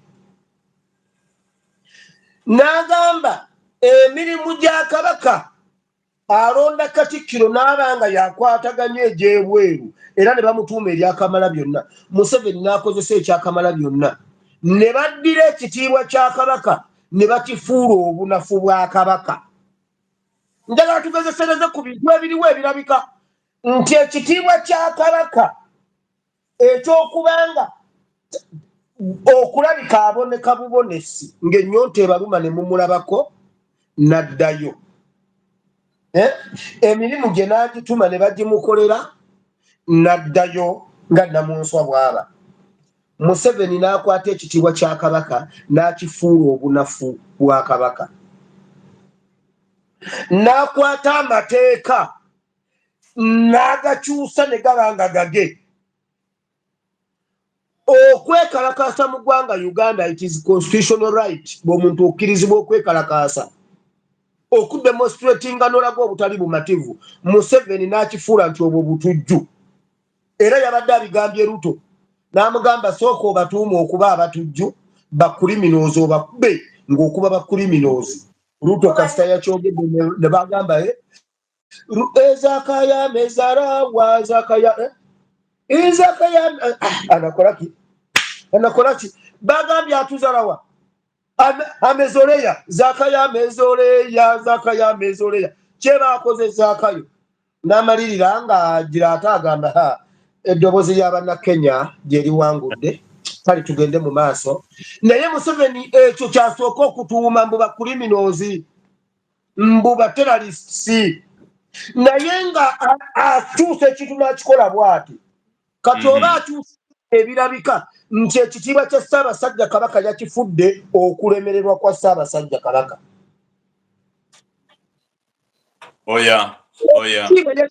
obunafu amaanyi ga Ssaabasajja Kabaka gali mu kitiibwa kye yaddidde amaanyi g'Obwakabaka n'agafuula obunafu n'agavunula bw'ati n'agafuula obunafu bwa Kabaka kati Museveni lwaki agenda mu ekirala eggwanga ogenda mu kubala abantu kwe kuzuula kubanga etteeka ligamba bwe liti buli lwe babala abantu ne bamanya obungi bw'abantu bayongera okumanya leadership bw'eneebeera ne service delivery kati okusinziira nti abantu oba mutwalo gumu n'ekitundu be balina okubeera n'egundi naye labayo kano akantu kaakano nakabalagako olulala n'olwaliro njagala nkabalage mweno mukubala abantu kuno bagambye nti Buganda region yesinga abantu abangi mu bitundu bya Uganda byonna. Buganda region yesinga abantu abangi ate nga kye kituufu ekyo. Kati kitegeeza Buganda region bweba yesinga abantu abangi, kitegeeza Buganda region yeyina okuba ne constituencies ennyingi kuba yeyina abantu abangi for service delivery kuba bwe kirina okuba. Ogenda mu Western Uganda oluvannyuma lwa Museveni okubala abantu mu mwaka gwa 2014 2014 Museveni n'abala abantu n'amala okubala abantu n'atuula n'aweeyinga n'afuna lipooti entuufu ku nsonga ya opposition ne gavumenti ye n'obukulembeze bwe. Museveni n'akwata paatisi za Uganda zonna n'azikola bw'ati. N'akwata Western region n'agijjamu ababaka 207. Western region n'agijjamu ababaka 207. N'akwata Buganda region bo gye bayita Central region which is Buganda region n'agijjamu ababaka 91. N'akwata Eastern region n'agijjamu ababaka 81. Eastern region n'agijjamu ababaka 81. N'akwata Northern region n'agijjamu ababaka 84. Bw'ogatta Central region n'ogatta Eastern region n'ogatta Northern region 3 zirina ababaka 256. Gundi 3 region 3 zirina ababaka 256. Western region yokka erina ababaka 207. Etalina bantu. Waliwo MP okuva mu Western Uganda nga yawangula nga bw'ogatta obulu bw'abakandidenti bonna bwe baali nga erina abantu 2,000. Constituency namba. Constituency ya Segona egenda mu babaka kakadde, egenda mu batuuze kakadde. Erina omubaka ogwo. Lwaki Museveni akikola bw'atyo? Nti bamakinga sure nti omuntu ava mu Western Uganda baba bakugulirira, baba bakutiisatiisa, oba ozze ku bigendererwa bya Museveni ng'omuntu ky'ova olaba bonna abava mu Western Uganda ababaka bonna temuliimu alina magezi mumpe. Temuliimu aliwo ku lwa Uganda nga Museveni yeekengera ne bwe mugenda okumusensalinga mu palamenti. Region 3 bw'ozigatta Central, East ne Northern balina ababaka 256. Kitegeeza bali aba Northern Uganda bwe bakubira Museveni akalulu bali 207 baba bakusinga ababaka Museveni asigalako. Otegeeza ebitegeeza bya Museveni okubala abantu mu sensasi. Era Musumba okugatta kawo kantu katono. Olaba nti mu politics ekyo kye tuyita political gerrymandering. Nti political gerrymandering eno nti ono niga agikozesa asigale nga owninga ababaka abangi. Ate ne mu kino okumanya nti nno Uganda Bureau of Statistics mu byakoze amazima gaayo kyokka kyakozeeyo kimu. Kwa Museveni yatugamba nti nno the highest population mu ggwanga it is in Western Uganda. And that's why they keep using this political gerrymandering nga atema parish nefuka district nefuka constituency. So what it means nti aba yetaaga everything kyonna advantage egenda kumano banankani bwamba nogu ifa tuli asime mu Western nange ndi mu Western neka kati lwaki mulimu bachalowooza tino tuvaayo and we highlight, we update the country. It's not true what people they talk about us. olina agamba wesana mulabika bulungi muli bulungi, but there is nothing. The most important thing is abantu okubabikula amaaso mumanye lwaki Wakiso namba erimu almost million 2 z'abantu ninga ina mubaka omu nosanga Buweju eina abantu 8 eina ababaka 8 every parish erimu MP. So at the end of the day the other side which is not true. It's all about people. Open your mindset. Bino abikola kunyigiriza muntu wa bulijjo. The history in babatuuka eri ewaffe aba mu parliament bagamba whoever says I bonna bagenda kutumbukulimira ng'ebidomolo bonna bagambe I tukiriza ono Mr. Museveni addewo atufuge ebisanja bala 10 nga tali kulonda. Whoever says I byonna ne bimera ng'ebidomola I. So that's the instance. So bit of statistics mwebale nnyo okutulaga nti abantu abangi bali mu central nemwe musinga ababaka abatono mwe musinga parish entono mwe kwalokesinga center entono mwe kwega everything because ndakukyaziza mbadde nerabidi mbadde manyo kyaziza nagamba ojja kunsabaza nange rumundeete kati okirabe ekyo nti abantu abangi bali mu central region naye ababaka abangi bali mu west. Bw'ogatta kitegeeza ababaka abangi gye bali olugogo lw'eggwanga gye luba lwesulikidde, naye ate nabo abantu ba wansi aba Western Uganda bali bubi, naye bano ababa bakiika bo baba embeera zaabwe zeeyongerako ne batuulira bannayuganda kuba ye Museveni buli kintu akirabira mu kumubeeza mu buyinza. Kati Central Region erina abantu abangi ate yo neebanga teyina nga ne bw'otugatta ffe region 3 Central, North ne Eastern tetusobola kujjawo bali. Ne parishes ennyingi ziri eri bwe baali bateekateeka parish model development parish model Western Uganda yesinga parishes naye nga teziriimu bantu. Naye musumba nakutegeeza ewaffe tulinayo faamu nnyingi nnyo, buli faamu eba parish buli nte aba muntu. Kati parish ezo ne baziwa parish model era bo bwe bajja batugamba ba MP bo bagamba nti ewaabwe parish model ekola era etambula, naye bw'obuuza mu regions eno bw'ogenda mu Northern baali balabyeko ku parish model bagikolera muki bagikozesa kyani agirina.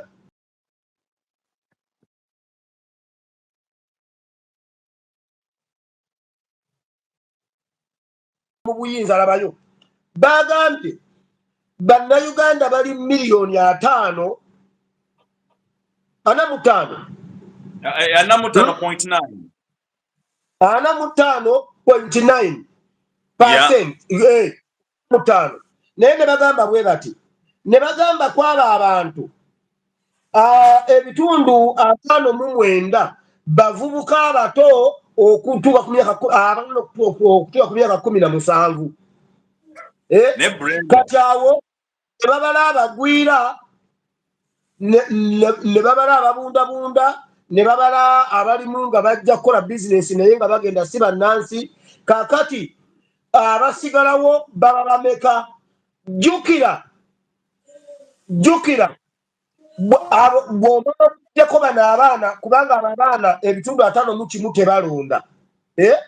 Be batalonda kubanga bakomye ku 17 years abo baba tebalonda. Kaakati nojjako ba refugees ne baani enamba esigalawo ba Museveni Junti bakola statistics bwe baamala okuwandiika mu gundi yaabwe ya NRM bwe baatuleetera gundi ne batugamba nti results zaabwe eza NRM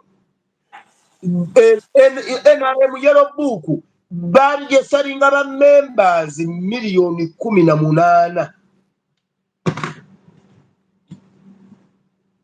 Okitegedde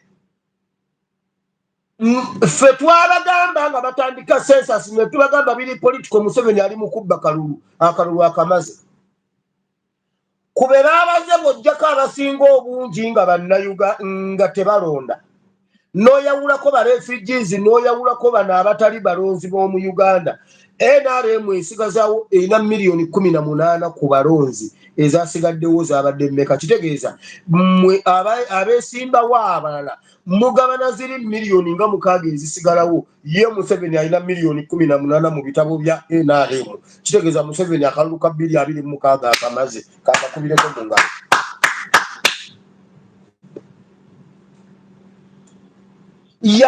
Museveni yamala kukola register za NRM nazeekiza juratinga ne bino bye baleese waliwo ebyalo ebitalaba ku muntu abala waliwo ekyalo nga kyalinda ababala n'olwaleero kikyalinda waliwo ebyalo bye baabala naye ng'ebimu baababuuka abaana baabalanga nga kubanga baabalanga nga babala gundi nga babala komishoni nga batuula ne beebalira ebyabwe ofuna komishoni byonna byali bifu kutandikira mu ntandikwa kati njagala mbuuza okumanya nga bifu Museveni yeebalidde mu bannansi yeebalidde mu barefugees Museveni ne famire ye beebalidde mu barefugees oba naye yeebaze ng'omunnansi bw'aba yeebaze ng'omunnansi obwo bulimba kubanga refugee yeebaze akola ki ku ntebe ya Uganda wambuuyi ebintu byabwe byonna bifu nkugambye bw'omala okuggyako abaana abatalonda n'oyawulako awo Museveni ye yakugamba dde mu register ze eza yellow book ayina 18 point ayina miliyoni 18 n'emitwalo 3 mu balonzi okitegedde kakati awo Museveni nakugamba bino ebintu abikola mu nkola yakubba kalulu era nabagamba akalulu akawedde Museveni kamuyisa bubi nnyo kuba kabalema okubalansinga n'olwaliro ko bakavaako kati ne beeteekera ka 226 bwe tusiruwala okgenda mu kalulu ka 226 kano kajja kutubba tuddeyo waka tutuule bulungi nga buli kimu kiri ku mmeeza nga kiri open kubanga yakabbye kuviira ddala mu statistics yakabbye kuva mu ntandikwa so Museveni ebigendererwa by'okubala abantu mu mawanga yo si byakola okubala abantu mu mawanga nga bwolaba wano twakosebwa gundi covid yayugumya ensi yonna naye ensi ezaali ezirina ebigendererwa tezabeera affected fe wano ekkata tebalina nnimiro tebalima ennimiro ya wano mu bawarabu ennimiro zaabwe supermarket zeziba ennimiro gy'ogenda nonona balinayo ne miliyoni 11 ez'abanyarwanda batugamba bali miliyoni 1 mu Uganda bw'ogattako 18 eza NRM okitegedde ekyo wamma webale nnyo n'okunjira Bridget thank you so much Brian wamma wulira kino Bridget wulira kino wano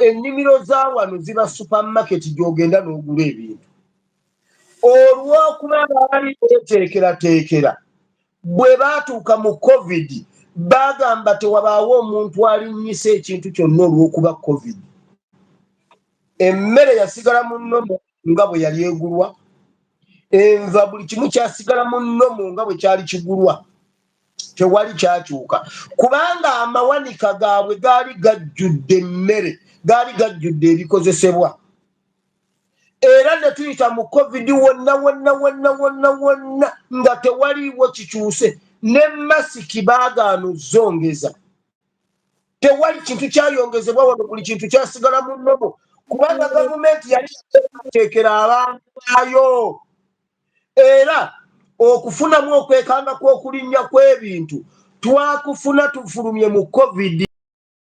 Emmere yali munda mu ggwanga n'ebikozesebwa byali bikendedde naye nga gye babigula be baakosebwa covid ne birinnyamu kuba byali bitono naye era ng'emiwendo gavumenti egikonteininga ekintu omugwira bw'akigula naffe bwe tukigula ne bannansi bwe bakigula. Supermarket ze tugulamu ze zimu. Bw'oba oli wano ng'olina omwana w'omugwira ng'omwana we ali wano asomera mu masomero ge gamu n'ag'ababedde, eyo y'ensi eteekerateekera abantu baayo. Naye kati e Uganda omuzadde otwala omwana mu ssomero okusinziira ku nfunayo. Bw'oba tomusobola atuule ewaka kati Museveni atubala kutwongerako ki. Njagala baalisoose ne batugamba nakyogera wano. Banditugambye nti mu myaka 10 gye twabala ebintu bye twateekateeka tebyatumala. Amalwaliro gaakosebwa kubanga abantu baazaalirwa ku sipiidi gye twali tetwabala gye tutaasuubira. Ne kitwetera amalwaliro kubanga ng'eddagala teryamala abantu ng'amasomero tegaamala. Naye byonna tewaliiwo kye batugamba kye baatuyambako oluvannyuma lw'okutubala 2014. Enkulaakulana eri mu ggwanga Uganda ebyo bye bajja ne bagamba mbuno Uganda ekulaakulanye kubanga abantu bazimbye amategula. Abantu bazimbye amategula kubanga bagakoppye mu nsi z'ebweru. Abantu bazimbye fashions ze bakoppye mu mawanga g'ebweru oba gy'akoppye ku mulirwana we. Ebintu enkulaakulana y'eggwanga weerabikira we wano nti Uganda ekulaakulanye. Olabira ku nguudo, olabira ku malwaliro enzijanjaba, n'olabira ku masomero, n'olabira ku kye bayita service delivery. Mpaayo ekintu kimu Museveni kya delivery nga mu bannayuganda nve ku internet. Yes, amakomera azimbye amakomera. Yeah? Azimbye amakomera.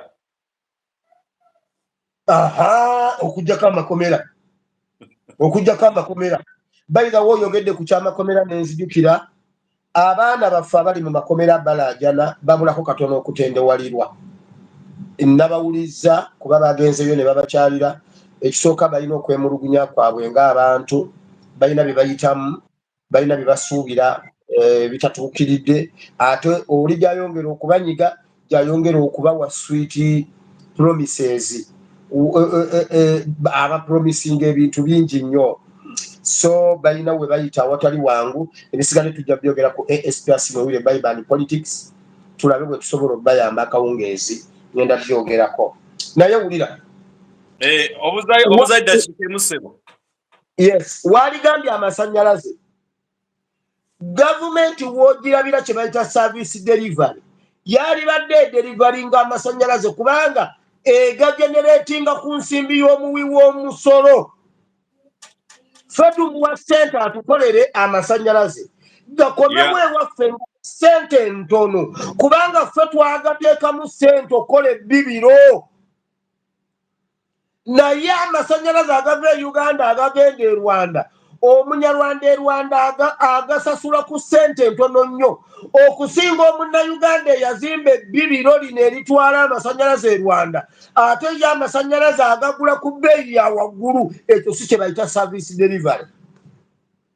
Uganda eyina fresh water bodies all over buli wayita waliwo ennyanja eyina amazzi g'osena n'oganywerawo okwawukanako wano mu ddungu. Kati service delivery baali badde basapurayinga amazzi ag'emidumu amazzi gano ag'emidumu ng'ogafuna ku sente ntono n'amazzi aganywebwa olwaleero senga eccupa ennene waakiri eri ku nnusu 5 kubanga nakyo woota tugajja mu Uganda waffe. Naye wulira amazzi eccupa y'amazzi ennene egula 2,000 naye liita y'amata egula nnusu ku mulimi ku mulunzi liita y'amata egulwa nnusu 3. Oyina okutunda ekidomola ky'amata ogula eccupa y'amazzi obwo bubbi.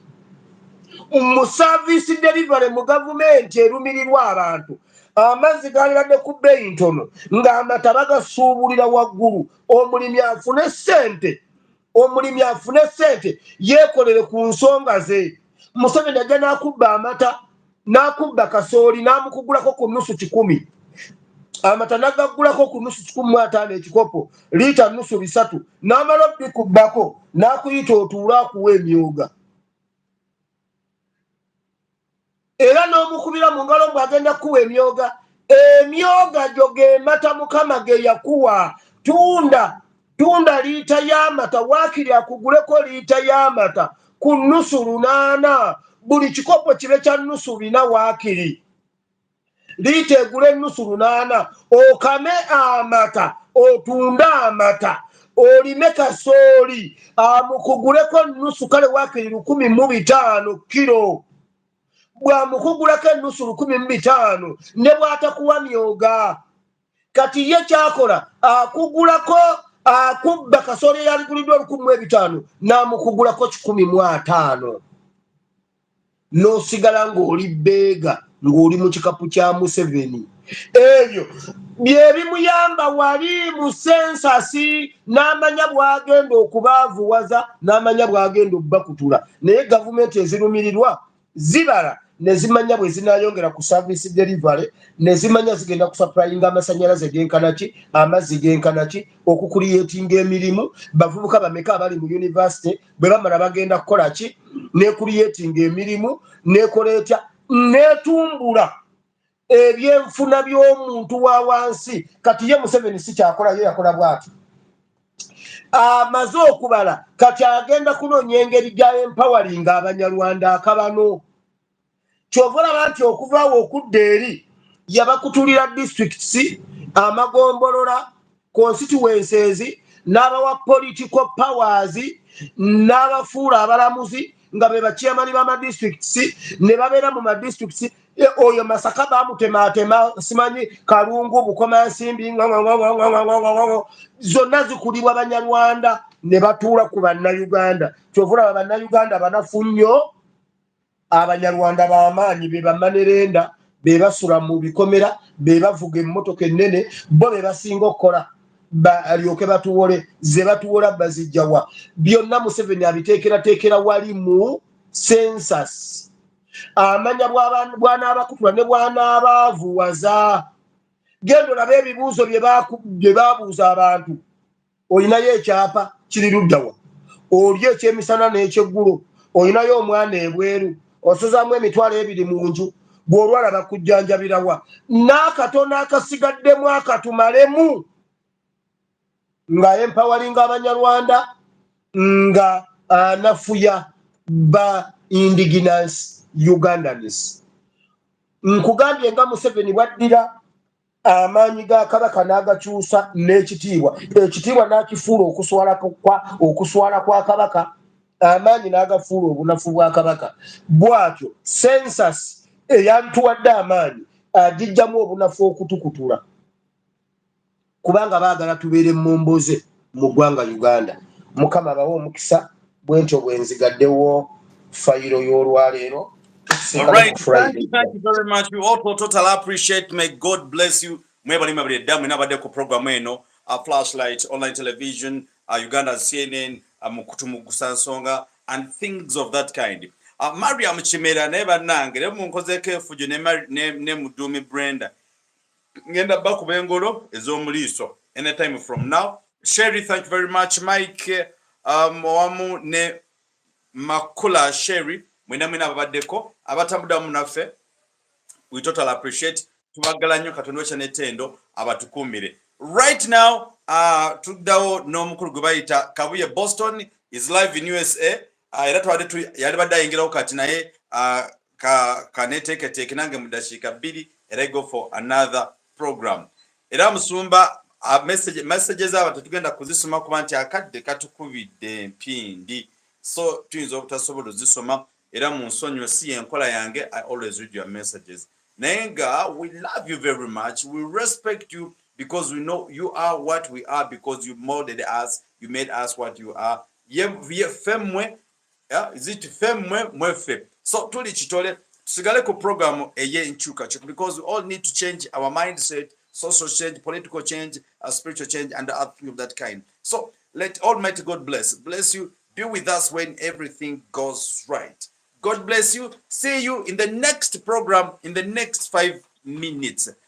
Brenda agambye bannange Dr. Engolo nze njikukube ku nnyindo ojja kubonzise kale tokuba nnyo. So let's Brovik Sentongo mwebale kuweereza ba brothers tusiima nnyo byonna byemukola naffe tusiima nnyo kwanti all spend your time. Mariam Chipera oyo tetukyamwesiga kabye Boston lwaki temumwesiga muwulize ensonga ze then you judge him later.